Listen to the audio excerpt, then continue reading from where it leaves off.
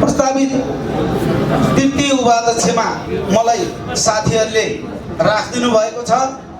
त्यसको लागि म आभारी छु र मेरो भएको क्षमता चाहिँ म त्यहाँ बसेर देखाउन चाहन्छु।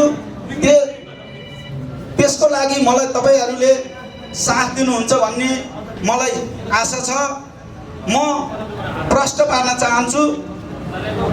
विगत म पहिला 2-3 कार्यकाल बिताउँदै आउँदाखेरिमा म हरेक समितिभित्र रहेर काम गरेको छु।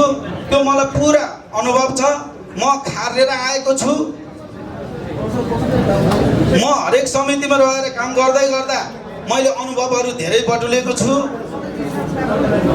त्यसैगरी यो प्यानलमा केशवबहादुर सुनार ज्यूको अध्यक्षतालाई मैले चाहिँ प्यानलको रूपमा लिएको छु। यो प्यानल चाहिँ एकदमै सक्षम, बुद्धिअन्ती, बौद्धिक र ज्ञानी र स्पष्ट, पारदर्शी, समावेशी एकदमै मनकारी साथीहरू छन्।